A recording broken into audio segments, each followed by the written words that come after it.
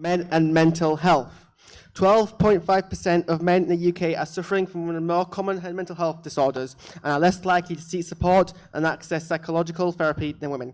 Suicide is the biggest cause of death for men under 35.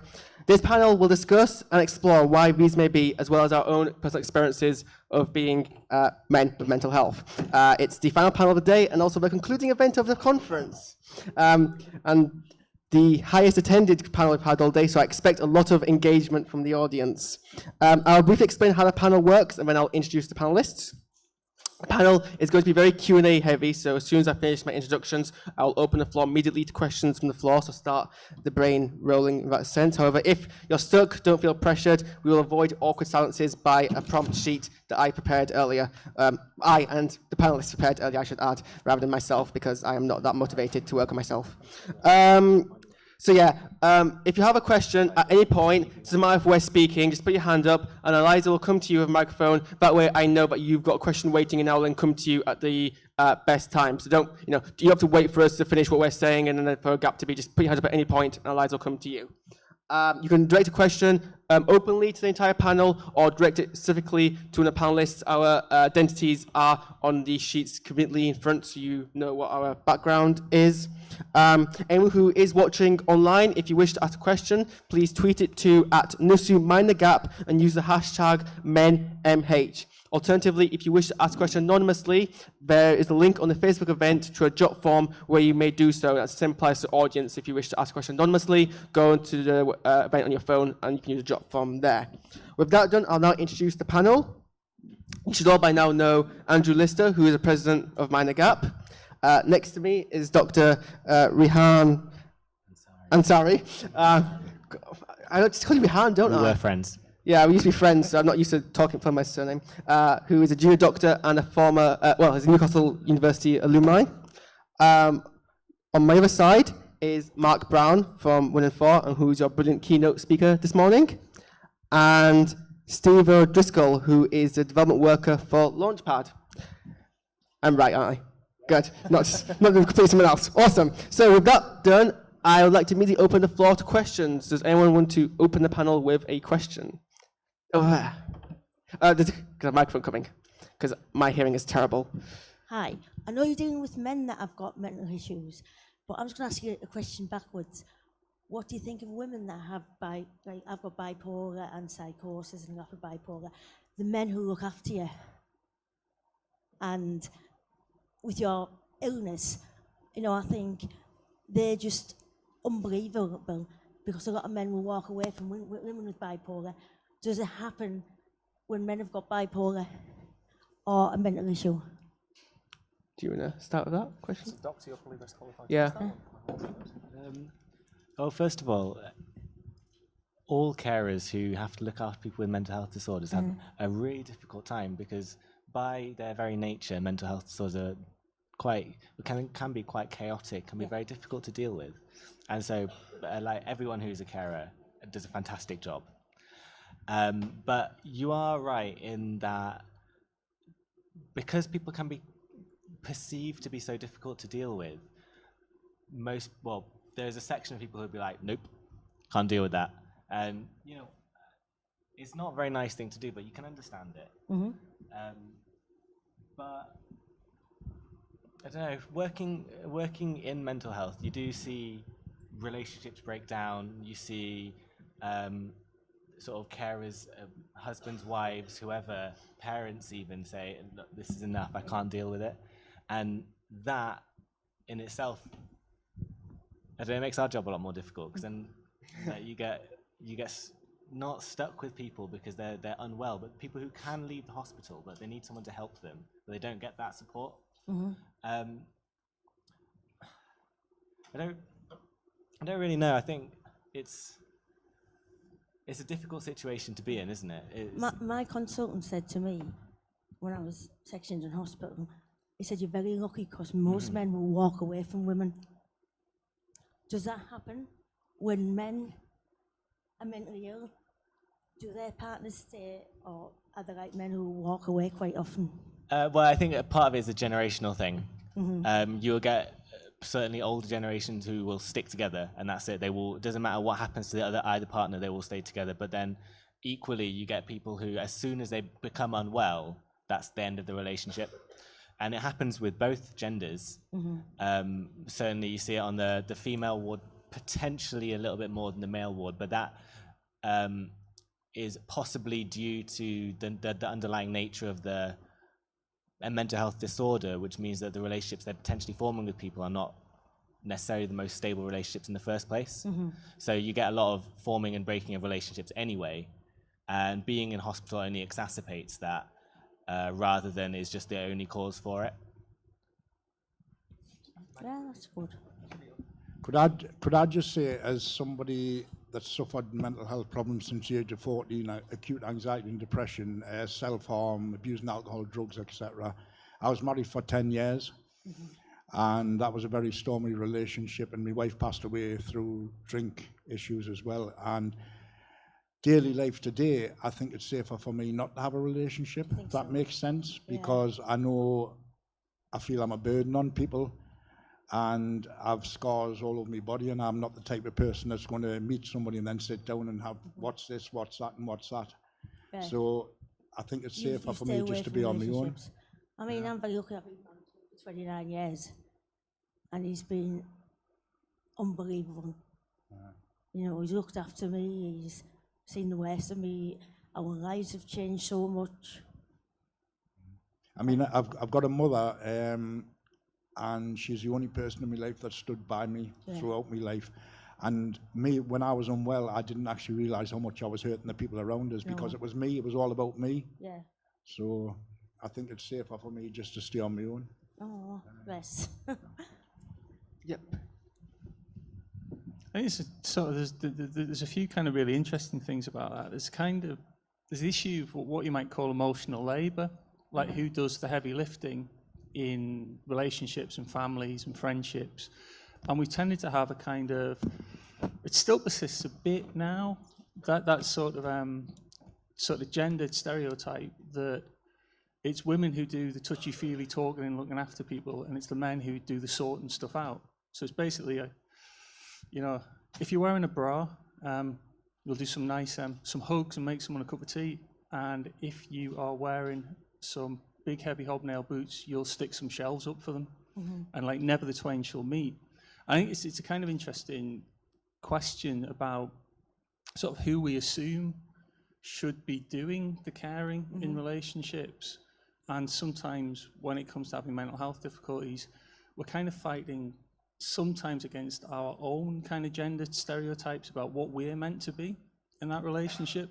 So it's like, I think sometimes men who've kind of grown up in relatively traditional backgrounds kind of think of themselves when they become ill as somehow having let the side down, and somehow not doing what they should be doing in their relationship. And sometimes women have similar stereotypes that somehow it's their job to kind of step in and solve someone else's problems and kind of run themselves down in that relationship. And it's interesting. It's always going to be, in any kind of relationship, a big question about who it is who does that emotional work, because it is work. When you add it up, it takes time, it takes effort, it takes courage, it takes all of those things. And I think one of the things that is really, really damaging is when we get stuck in these really, really stereotyped ideas about what men do and what women do. Which doesn't get us any further forward, because it's often much more complicated than that.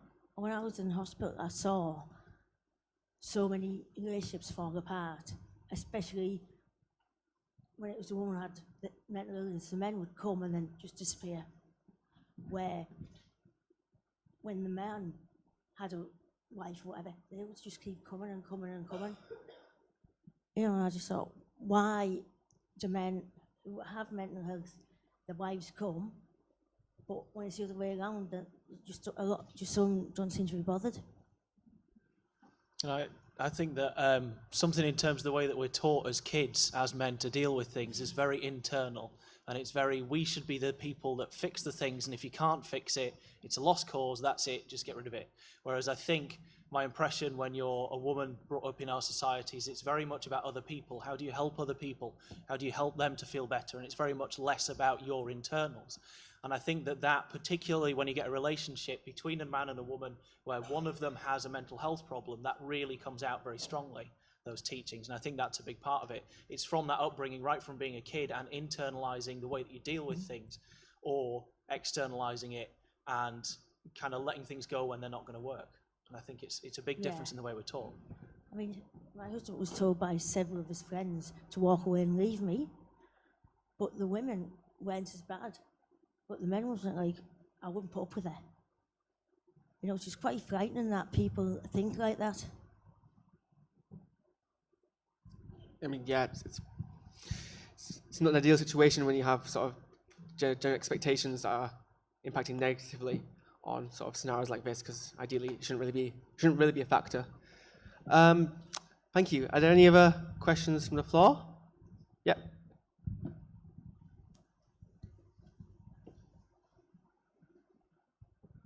How easy or difficult do you find it personally to talk to other men about your own mental health issues? Question of the hour, that one. That is. I think I'll start this as one of the younger, well, Haaris, you're younger than me, aren't you? But one of the youngest people on the panel. I think this is something that's definitely becoming easier and becoming better, but I run a mental health society, and I still find that men are by far the most difficult people to talk to about my mental health problems. Without fail, it's always difficult, and even the people where I spend a lot of time talking to them, it's always kind of a bit jokey, and it's a bit, you know, you kind of bounce your shoulders and you do it like this, and it's always a bit, no, I'm fine, but there's these things I'm worried about. Whereas with women, you tend to be a lot more open, and women, when they're together, tend to be a lot more open than men do talking to other men, definitely. I mean, it's telling. Before we invited Rehaan and Mark and Steve on, this panel was basically, well, Earl's not here today. Sadly, he's ill. But so it would have, without having, if we didn't invite Rehaan, Mark, and Steve here, this panel today would just have been myself and Andrew. And if you look around at the volunteers who are helping today, they're all brilliant volunteers. But you'll notice we have a higher proportion of women to men, and that's the case with the society as a whole. We attract less men than we do in any other gender. And so, obviously, part of that is we should do more sort of, reach out, but it's telling about how sort of the society in the university environment is, that men aren't coming and being part of our community. Could I just say, going back to the age of 14 again, I was being sexually abused by somebody, and I tried to end my life, and I turned to self-harm as a way of coping, because I thought I couldn't tell anybody. I thought I was dirty, I thought I was different, and I thought I was going to get a reaction of people if I told them about it, that it was my problem and my fault. And until about 25 years later, I finally spoke out about my mental health, and that's been the major part of my recovery, speaking about it. And the hardest step, I think, is the first time you ever speak about the problems you've got and the mental health you've got. It's kind of like the macho thing. When I was drinking in the past, I couldn't tell people if I was having difficulties, because I'd just be told to man up, get on with it. And I think attitudes are changing slightly now, but I dealt with that for a lot of years, and now I'm very open about my mental health, and I think that keeps us well at the same time. Yeah, I mean, definitely. I mean, I don't know if it was just me, but like when I was a school child, I definitely, preferred being in the company of girls, because I didn't like playing football, so I wasn't very active. Obviously, I was very socially awkward for reasons which are now apparently apparent to me as being symptoms of my autism, as well as my other neurological disorders, and obviously. So I was always much more of a person who likes to socialize by talking, and but it's a tradition. It's an annoying traditionalist stereotype. Men hang out by being active and communicate by actions rather than words, whilst women, I assume, is the equivalent stereotype is they meet over tea and have chats. And it's nonsense. It shouldn't exist, because I enjoy chatting. Which one sounds nicer? Yeah, no. Man the Gap has positivity every Friday, which is basically us chatting over tea, and it's wonderful. And I was not. I mean, Okay, I would say I wouldn't stop for anything else. I do miss a lot because I fence, but don't take that as indicative of anything I've just been talking about. But yeah, no. I think there's kind of a really interesting thing about sort of mental health difficulty in general that everyone struggles with, which is kind of, it puts you in a position of vulnerability, because what you have to say is basically, you know that thing that we're doing that you're getting on all right with, I'm really not getting on all right with it. I'm really struggling with it. So it's kind of being in a position of need and a position of vulnerability, and actually kind of admitting that you have run to the end of your own resources to solve the problems that you're having. And that's kind of intensely painful, often, just admitting, you know, I don't have it in me to sort this out. So that kind of position of vulnerability is a real thing that we all experience. But men can be utter dicks to other men. And it's true. It's like, often the people you are most scared of as a man, talking to about your mental health, are the people you would claim are the people who know you best and you're closest to, your mates. So you're thinking, hang on, what's going on here? These people that I knock about with, I'm also terrified they're going to somehow, you know, spiritually behead me if I ever admit some sort of vulnerability to them. And I think it's a kind of a fundamental truth that men are terrified of other men in a whole variety of different ways. You know, all of that competitiveness, all of that pecking order stuff, there's a way in which kind of heterosexual men police other heterosexual men to tell them what's acceptable and what isn't. And that's kind of what gets you stuck in that. I can't admit any vulnerability. I can't talk about anything. And, you know, for me, and I've kind of written about this, like, the men who cause the most problems to women are also the same men that cause the most problems to men. They are men who are about power. They're about winning over other people. They're about doing what they want and not what other people want. And kind of that's what we're scared of when we have to admit this kind of vulnerability. We're scared if we say, actually, you know what?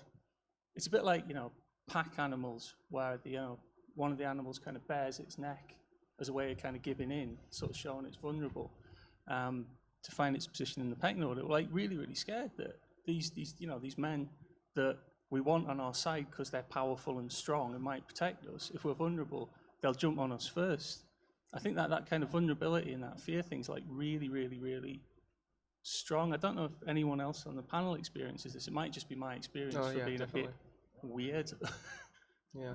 No, I get it as well, Matt. And I think I've ranted about this every single panel I've been on. But it frustrates me a lot how, as a society, we've built this expectation that we internalize our problems. We don't be open about it. You know, like, think about it. Someone asks you, how's your day been? Your default answer is, I'm fine. Why is that the case? It shouldn't be. Your default answer should not be, I'm fine. Your default answer should be legit how you're feeling, because the best way to get over to help that is by venting. And it's even more the case, as we've been discussing, amongst the men who feel pressurized by social expectation. You know, it's phrases like, man up. People don't understand how damaging that is. It's damaging. It's damaging when the biggest killer of men under 35 is suicide. It roots back to microaggressions like that. So it is damaging, and it's frustrating how people don't understand that they're suppressing people talking. It kills. It does kill. People need to understand that. On the flip side, though, the men who do talk about their mental health, you have that added layer of responsibility to talk about your mental health all the time, and that is quite difficult to do. Like, especially, I don't know about you guys, but because I'm quite open about my mental health challenges in the past, suddenly I am responsible for teaching people about mental health. And like, it's fine, I like teaching, but not all the time. And you get no break from it once you let that once you let the cat out of the bag, if you will. Then you have to constantly do it all the time and justify why you're doing it, and say you're being held up as a beacon, as a trailblazer, if you like, for talking about something that we should be talking about anyway. And it's wearing, if nothing else. And if more people, you can see how if more people were to do it, then the responsibility would become less. But really, yeah, the more people aren't talking about it as quickly as I'd like, I don't think, because I don't want to have this responsibility for the rest of my life. It's not a nice thing to be able to have to do. And I know people do much worse, but it's just like people have got other things going on, and to have this added layer of this is what I have to do to demonstrate that men can talk about mental health is not always the nicest thing. Mark, do you want to go? I was just going to say that it's really important though when we're talking about men and mental health that we kind of make the point that one of the really fantastic things that we have things like feminism and gay liberation and queerness and all of those things to thank for is what we now have is a series of options about what it means to actually be a man. There are different versions of being a man. And I think we kind of, sometimes when we talk about this stuff, we can end up stereotyping ourselves, we end up stereotyping other people, and we kind of say, well, these are the problems that men have. It's like, not all men are straight. You know, not all men were born men, for that matter. Different men have different problems. But what you do have overall is that still ingrained kind of patriarchal notion of, you know, men in power and women subservient and all of that, that kind of goes in the background of all this stuff. So you end up, anytime you're trying to break away from this overall social stereotype of what men are meant to be, it's kind of like you're shadow boxing. You're boxing both your own problems and you're boxing all of those stereotypes about what men are meant to be and how people are meant to respond to men as well. It's a really sort of difficult thing, you know, and we have to be really, really thankful that you actually can just decide, I'm not going to play that game anymore. I mean, you might lose all your mates, but there'll be other mates that come along. And I think that's really important. That the question about what it is to be a man is as important as how men feel. So there. Yeah, I just wanted to follow up quickly on what Rehaan said about kind of being trapped once you become a man who talks about mental health issues. You kind of, and I've talked in earlier panels about letting your diagnosis be a coffin. And once you're diagnosed with depression, you think of yourself as somebody with depression forever. You don't see anything outside of that. I think that also happens with other people. They'll see you as that disorder, and so they'll always come to you for help with that disorder. They will always talk to you about depression. And it does become this thing where, you know, it doesn't really let up, does it? You know, it does continuously happen. The thing that I want to ask kind of in return to the audience member who asked that question as well is, as somebody who's not a man, how do you feel about talking to men about your mental health compared to women? It's a very different experience. It's up to you. I mean, it's Haaris, you're the chair. If you're comfortable with it, Liza, bring your microphone. It's a reverse panel now. Reverse panel, yeah, we're the audience. How's that feel? I don't like it. I think it depends. I think it's generational. For example, my mum has anxiety and depression. My dad is very difficult to talk to about it. So she will talk to me, and I feel like I couldn't talk to him. If I was feeling anxious, I'd just play it off and I wouldn't talk to him. But then I have male friends like Oliver and other friends that I would talk to about anything because I feel they are just as open as my female friends and non-binary friends, etc., etc. Like, I think it can be generational, but I definitely agree with the thing where women chat more and it's kind of easier sometimes to have like a deep, meaningful conversation with another girl because that's kind of expected. And then sometimes if you talk to certain men about your mental health or your issues, it can be a little bit difficult to bridge the gap because they might want to fix it and they can't. But I think like you said, it's hard to, you can't broadly say it's difficult with like certain, like I don't know, I think it depends on the certain situation, but I don't like being asked questions. You answered it very well, thank you very much. It just occurred to me now, so I feel I'd ask it whilst it's occurred to me. So talk a lot about how, you know, perception of an individual with mental health depending on their gender. I'm just wondering, so obviously you have a lot of celebrities who come out with mental health to raise awareness of it. I'm just wondering if has anyone's got any thoughts on how general public reacts to when sort of male celebrities come out about their mental health versus when female celebrities do so. It's occurred to me now, I've not really thought about it much. Yeah, I think you just have to look at the cover of a magazine generally. I think oftentimes women are demonized for having mental health problems and men are lauded for it. Yeah, I mean, wouldn't be surprised, yeah. Prince Harry definitely was. Everyone absolutely loved that. Yeah. And to be honest, that's quite a good thing, because if nothing else, it gets people talking about it. Yeah. And that's actually all we keep saying is we need more people to talk about it, and occasionally people do. I tell you what's really interesting though about the Prince Harry thing is if you compare the response to Prince Harry talking about his mental health difficulties and the response to his mother talking about her mental health difficulties, the tabloids absolutely were filth in regards to her mental health. She's referred to as loopy, mental, all the kind of things you imagine. I know these were different times, but I think you're right. This kind of there is a kind of interesting thing about sort of men talking about their mental health is seen as if they're kind of giving up more by doing it, because like women, that they're all hysterical, they all talk about their mental health all the time, whereas if a man talks about his mental health, he's really done something really brave, as if it's not brave for women to talk about their mental health. And we kind of get into this weird thing of we still don't really know what we're supposed to do about men and mental health. So we keep swinging from one extreme to the other. Like, either you're an absolute, someone's an absolute villain or an absolute, descended god from the heavens for talking about their mental health. And we can't quite get the balance of where it fits. I think one of the places where it's kind of easier is if the person appears to be kind of blameless, that like they've not done anything that other people might find questionable or want to challenge. So so Prince Harry's kind of quite virtuous in this. He's like, I came out about it after 10 years and it was really hard, and everyone goes, it must have been really hard for you. But if Prince Harry, go back a few years, if Prince Harry was marching around in that Nazi uniform, if you remember that, and then the next day he said, I experienced mental health difficulties, the response would have been somewhat different. So we kind of do get that kind of blame and the idea that someone's sometimes trying to salvage having done something bad by talking about their mental health. And could I just say, I don't know if you've heard of a campaign called Time to Change, to break down the stigma and discrimination experienced by people with mental health. And you get all these celebrities like Frank Bruno, Stephen Fry, all these people speaking out.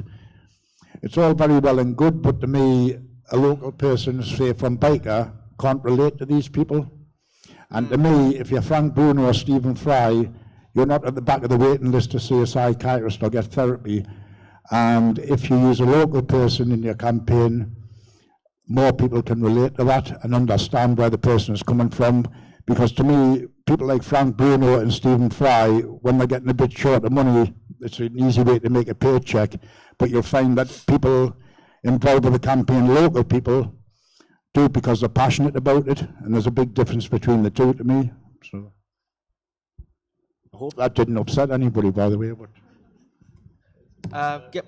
Question over there, and then we'll go over there. So what steps did you guys actually take to actually talk about your mental health? Because obviously, like, you get the guys that are powerful and they find it hard to talk about it. What do they actually do to be like, okay, let me just say this now? Or is it like professional? Was you talking to a friend? Like, do you know what I mean? Like, what kind of steps do you take? To jump in first on this one, I've never found it difficult to talk about my mental health. I'm really rubbish at being a traditional bloke. I'm crap at it. I almost thought, like, am I allowed to come on this panel? Maybe I should sort of stand halfway between. So I've always been able to kind of talk about and express my emotions and my internal feelings, much to the discomfort and displeasure of those around me. In terms of talking about like mental health in public, I went from being unemployed for a fairly long while to getting back into work, and then with 2 years within 2 years of starting that, I started a magazine written by people with mental health difficulties, for people with mental health difficulties, and then found myself forced into the limelight as the editor of that, and I basically burned all my bridges. There's no way I can go back in the closet. There's nothing on my CV in the last 10 years that doesn't say mental health. And you know, if you Google me, look at me on Twitter. That's what I'm known for. I'm known for sort of talking about mental health and doing stuff about mental health. But oddly, I actually don't do very much telling of my own story. I actually spend as much time as I can kind of making sure that other people tell theirs. And I don't know whether that's a weird thing that I'm going to keep out of the way. It's not that I'm kind of worried about revealing anything. I will say that certainly I sometimes have over-talked about my mental health, not in that people have done bad things to me because of it, but at times in my life I've thought that my mental health was far more important than the mental health of people around me. And you know, looking back, I kind of regret that, but it kind of come from different periods in my life not having those needs met. You know, sort of different situations I found myself in my life where I wasn't getting what I needed for me to be mental healthy, you know, to have that sort of health. So when I was in a situation where it was kind of more healthy, I would spend my time talking about how terribly unhealthy my mental health was. Again, it's kind of, you get this kind of, again, this sort of swinging thing between saying nothing and saying absolutely bloody everything at huge length. And the person's kind of backing their way out of the room, and you're like, no, just one more thing about how terrible I feel. So it's kind of, you know, for myself, and I think more broadly, we still kind of can't quite get what the shape of those kind of conversations are meant to be. Yeah, I mean, I'm very acutely aware that as someone with a background in public speaking and, you know, debating and stuff, that I'm pretty confident at speaking to people and pretty confident about being open about myself. And I'm also aware there are a lot of people who suffer mental illnesses who aren't, and that's fine. People are allowed to express themselves or not as they wish. But as I'm aware that I am comfortable expressing myself, I feel like that gives me some responsibility to then use my voice to raise awareness, and that's sort of how I feel I'm able to sort of talk with myself. With my therapist, you know, my therapist asked me, "How are you like at home talking to your family about mental health?" I'm like, well, I want to raise awareness everywhere, be it in the public or even it's as important in the private home area. So there, if I can, I will mention it and I will talk about it, and I will prod people to sort of engage me in this conversation because it's important all the way around. So I guess that's my sort of background in that area. I think it's really interesting what Mark said. I'd like to reflect on that a little bit because my experience is kind of very different, but has ended up in a similar place. So like everything I've done for the last 4 years, 3-4 years, has been entirely mental health. There's no way I'm getting away from it now. But my experience in first talking about mental health was actually after I made a suicide attempt, I said this morning, in the hospital. I then started to talk about it after that. I didn't talk about anything until that point. So I've had to learn all of this right from the start. I've never been a very open person originally. And it's been a very, very odd learning experience, going from being a very quiet person who didn't really talk about myself at all to, I mean, you all heard me this morning. I can go on for ages now about myself. It's really something I enjoy nowadays, believe it or not. This diagnosis of social anxiety seems a bit odd nowadays, but nevertheless. And I think it's something that within the circle of kind of men's mental health is constantly changing, that way that you approach that conversation and the way that you learn to talk to people. But I think that it is something that's really important to learn to do. I mean, I don't know, Mark, can you remember a time when you were ever uncomfortable talking about mental health, or was it always just It's weird because, you know, to a huge extent, I will always be uncomfortable about talking about mental health, but I'll also be relatively good at it. Yeah. That's the thing, is there's not like when you're kind of saying, actually, you know what, I have really effed things up now. You know, I've really mucked this up and I'm absolutely in the shit and I really need some help. There's never going to be a point where that's like comfortable. There's never going to be a bit where you're going to get up in the morning and like punch the air and go, I'm going to have to admit that I've really screwed things up here. And I also can't get myself out of the hole I've dug myself. There's never going to be a morning where you go, yes, get in. Got that Friday feeling. I'm going to admit to being an absolute failure. So it's never going to be comfortable, but kind of learning, basically, I suppose it's how to situate that mental health in your relationships. And going back to that thing about masculine stereotypes and stuff like that, what can happen in that stereotype version of masculinity is men just don't put any effort into their relationships. Yeah. Like you think about like you think about the traditional thing of like men in Newcastle. You know someone for like 30 years and you never know what their wife's name is, or you've never been to their house. Like you went to school with them, you see them for a pint, you know, 2 times a week. and you still don't know what they do for a job. You know, it's kind of not putting the work into having. It comes back to that kind of emotional labour stuff. Like, am I prepared to use some of myself to help you out? And are you prepared to use some of yourself to help me out? Do you think it's a lack of connection, Mark? Do you think that we as men are generally encouraged not to connect to people? I don't know. It's like, it goes back to that shadow boxing thing. There's just all these kind of ghosts of masculinity. You know, you go from everything, from being, you know, a very emotionally grounded person who's very, very comfortable in relationships, to a vision of having a beard shouting, "This is Sparta," and kicking a bloke down a big hole. So anytime you're talking about it, you've all got these kind of, this mental room full of what men are meant to be. I think this is kind of a, maybe it's just me, but I think there's often like a really big fear of rejection. And it comes down to that vulnerability thing, to that thing of saying, I need something, or I want something, you know, from you, or there's something between us that isn't just me and it isn't just you. Involves kind of opening up a bit. And then, you know, if like me, you grew up in the West End of Newcastle, the experience of opening up a bit means that just a great big foot hoofs you right in the gap you've left. Because, you know, the men around you are fantastic, and there'll be some men who are utter filth. And we will always have to deal with, and this is why we should be doing this, we should be dealing with reducing toxic masculinity, because it will benefit everyone. Absolutely. Do you want to? Were there? Yep, I think there's a question over there. She's on her way.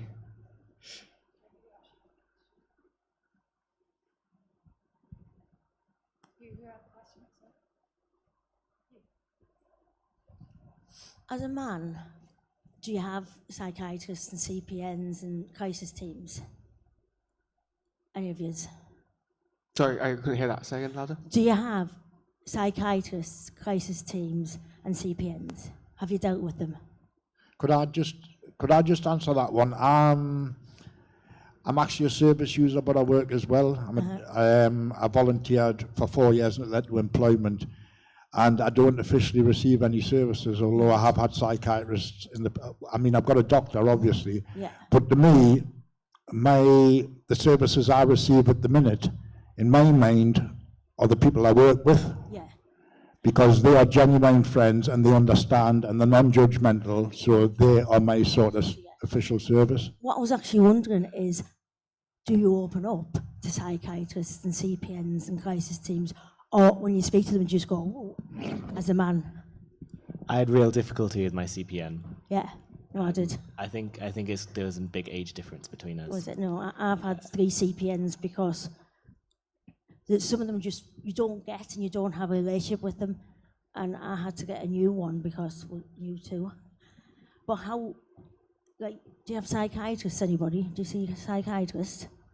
Well, I mean, I think there's something about seeing a doctor that's a bit different. You get to, when you see a doctor about a problem, they're a doctor, and that's their job, is to talk about this problem. So people have, in my experience, less trouble talking to a psychiatrist than they would do talking to a CPN or a social worker, because there's that sort of power difference between the service user and the clinician. As much as they try and get rid of it, it's always there, and you always look up to them and you're like, this is a person of knowledge.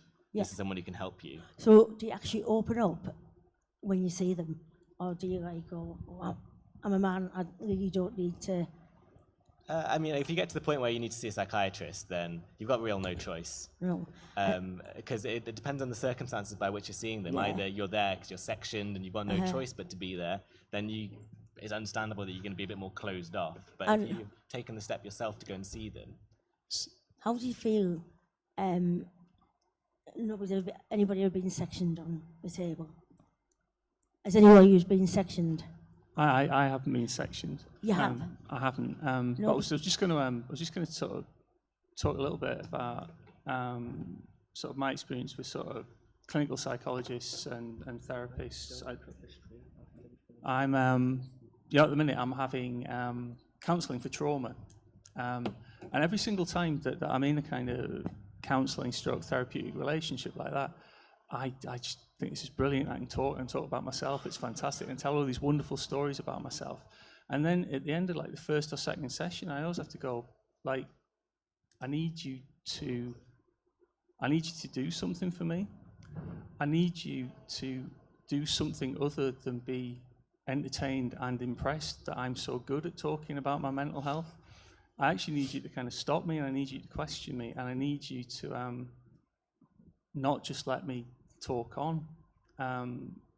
Because in those situations, I think, is this just like some kind of dick move? Am I sort of carrying out some sort of masculine show of kind of dominance here by never letting there be a sort of empty bit of air?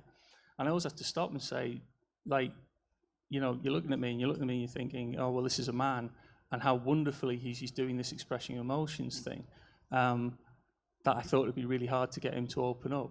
And it's like, I actually need you to kind of probe a bit further, because I'm not sure whether my openness is just another kind of disguise. Mm-hmm. Like, am I telling you all this stuff and avoiding talking about what's really difficult? Yeah. I find it's very difficult with authorities sometimes, because when I phone my crisis team up and I go, oh, I'm not well, they send a police van and put in the back of the police van. When I was sections, they did that, and that was the most horriblest thing you could do to you. How would you feel about that happening to you? So the Mental Health Act is a very contentious issue, and it can be very, very difficult to see when you're being sectioned the reason for the sectioning, because it seems very anti, doesn't it? Like someone is coming and taking you from where you are and putting you either in a police cell or taking you to a crisis assessment suite. But it is not a very nice thing to do, denying someone's liberty against their will. Oh my God, it is the worst thing ever. Yeah. And they'll come in and they'll say to him, have you done anything to her? And they'll question him. But how, as a man, if something that happened to you, how would you cope? I've already decided that I would be the worst sectioned patient. I would try and escape. I'd need section 3. I'd do whatever I could to get this 117 aftercare. Sorry, these are very technical terms. The Mental Health Act is designed to offer a legal framework to get people who is felt need to be in hospital because to treat their mental illness against their consent. So there's 2 common entries into the hospital via a section.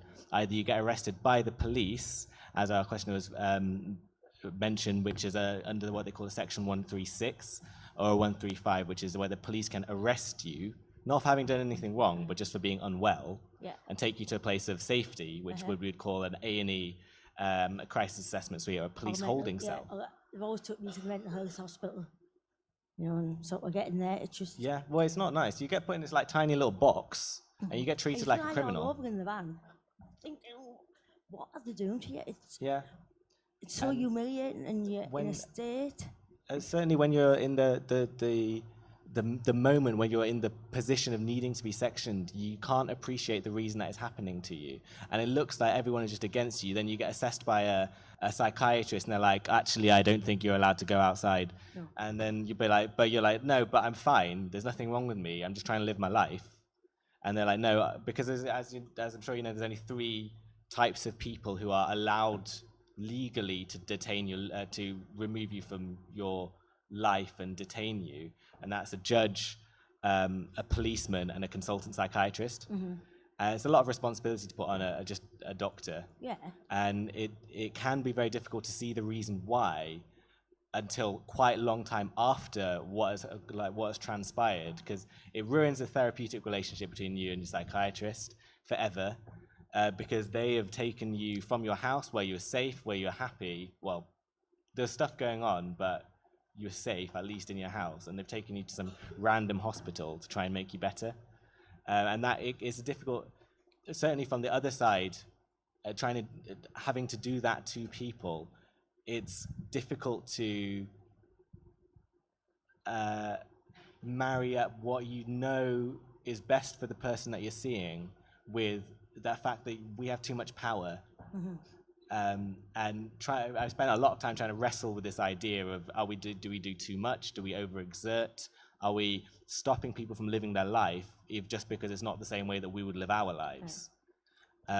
So it's a difficult situation. I know I haven't been sectioned, so I never get to experience it in the same way that you have. I was wondering how you would all feel. So, Can I jump in again? I want to give you the opportunity because I know you've got some stuff to say. I'm just conscious of the time. What I'll do is, does anyone have a question first of all to finish off on? Okay.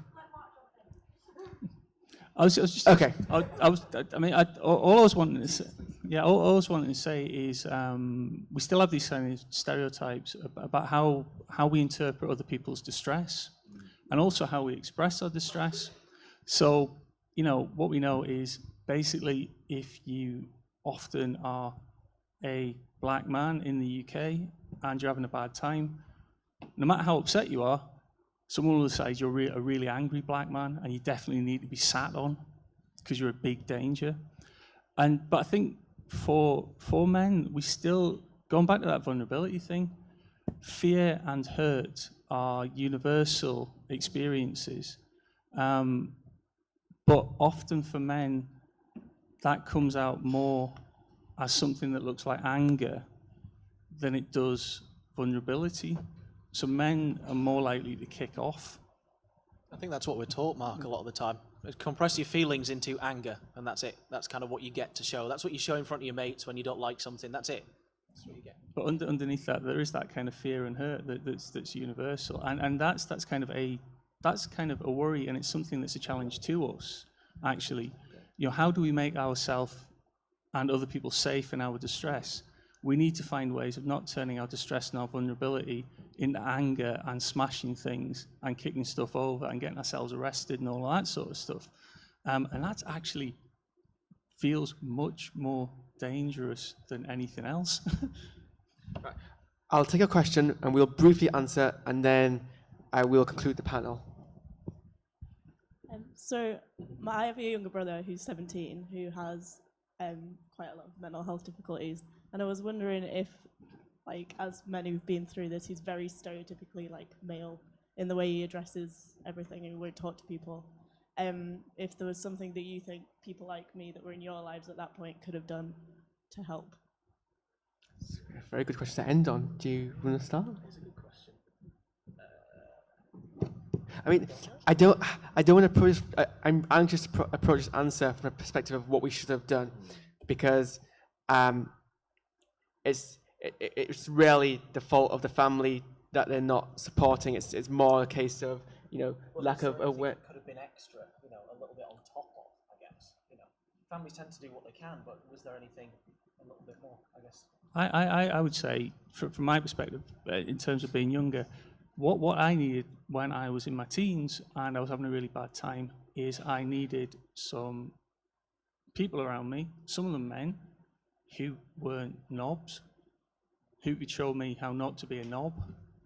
And I think that's kind of what we need when we're a bit lost, is as many different women and men around us who show us ways of being something other than what we are at that point. I think patience as well is one of the biggest qualities that I think is really important whenever you're dealing with anybody with a mental health problem, but particularly teenage boys. It takes a long time to open up. And if you get to the point of infuriation where you're ready to snap as soon as they do something, they're never going to open up. Oh yeah. You need to have that patience. Yeah, that was as well-meaning as they were. That's probably the biggest mistake my parents did when they were trying to help me cope with my OCD, which was very terrible during midway through my school career. Is they were like, well, it's a mental illness, so you should just be able to get over it. And they were very impatient when it took me a long time to handle it. I never really got over my OCD. I mean, not that you can, but it was a case of I developed depression, which meant I didn't care about my health. So then all of my rituals and sort of clean myself didn't matter to me more because I didn't care if I got ill. But yeah, no, definitely I'd echo Andrew's sentiment there. Patience is very important. Support, education, helping them understand what they're going through is an aspect of mental illness and then letting them seek support that way. Because my time in school would be much better if I'd known I had depression. I didn't, because no one ever explained to me these are symptoms of depression, and I was never able to be like, wait, I have this. That's, for me, that was probably the most important thing. And could I just say as well, I think it's human nature. When I was unwell, a lot of my aunties and uncles, I didn't exist to them. I was the black sheep of the family, because I suppose I didn't make anything in my life at the time, and being diagnosed with a physical illness, I was diagnosed with cancer, and I had all these aunties and uncles then ringing me saying, is there anything I can do for you? And my answer to that was, it's then I needed you, not now. And people, when they see, when I've turned my life around, these certain family members, aunties and uncles, they want to know. It's funny how people want to know you when you're doing well and successful, but when you're unwell and need somebody there, you're just excluded and you don't exist. So I think it's just human nature sometimes. Practically speaking, though, you don't have to like sit them down and just be like, we need to talk about mental health. If you mention that you're aware of it, and you mention that people have it, and you can use that sort of, my favorite technique to talk about people who don't want to talk about mental health is use what they call the my friend John approach. So it'd be like, some people have this mental health condition, they suffer with these symptoms. Is that something that you might relate to? Do you think you've experienced something like that? And then you can, if you get a positive response, then perfect, you can explore that. But if not, then at least you've sort of raised his awareness of the possibility that there might be an underlying thing that's causing him to feel the way that he does. Planted that seed, haven't you? Yeah, exactly. Kind of sneak attack it a little bit. Very, very sneakily. With that, I will now close the panel. Thank you very much for coming and engaging. I'll ask you to sort of stay about because I believe Natalie wants to close the conference formally. But just from us on the panel, thank you so much and thank you for all your questions. Thank you.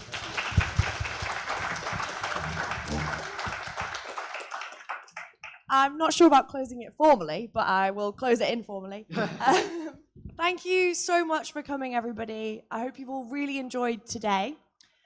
I just want to say a huge thank you to the volunteers because, as Andrew said the whole time, the conference wouldn't have run for the last couple of years and today without the volunteers. So if we could have a round of applause, that'd be great.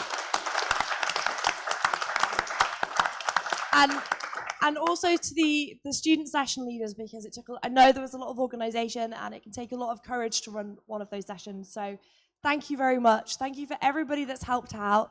Thank you to Mark. Big thank you to Mark for coming. And thank you to our external speakers and session leaders. We've got some chocolates for you, so please don't leave without them. There isn't a huge rush to leave. I think men's bar is now closed. I was going to say you could hang around there, but it is closed. But you can still hang around this area. We have to leave by 5:30, but the volunteers are going to be drinking some wine. So come and join us and have a chat if you want to stay. We've also got some feedback forms that Helen will be handing out at the end. It'd be great if you just got a couple of minutes. We've got some pens. Just fill out what you've enjoyed from today, and it just helps us think about next year. Andrew, was there anything you wanted to say to end on? Or? I was going to ask about feedback forms, but you answered that already. Oh. Thank you for coming, everyone. Yeah. This has been our 4th conference. It's been an excellent experience once again. I've had the joy of going to every single one, and this one's been great. It's been slightly different with the panels, but I hope you've all enjoyed it. And I hope you'll all come back next year. It'll be bigger, it'll be better, we'll do more, it'll be lovely. Thank you for coming. Thanks, guys.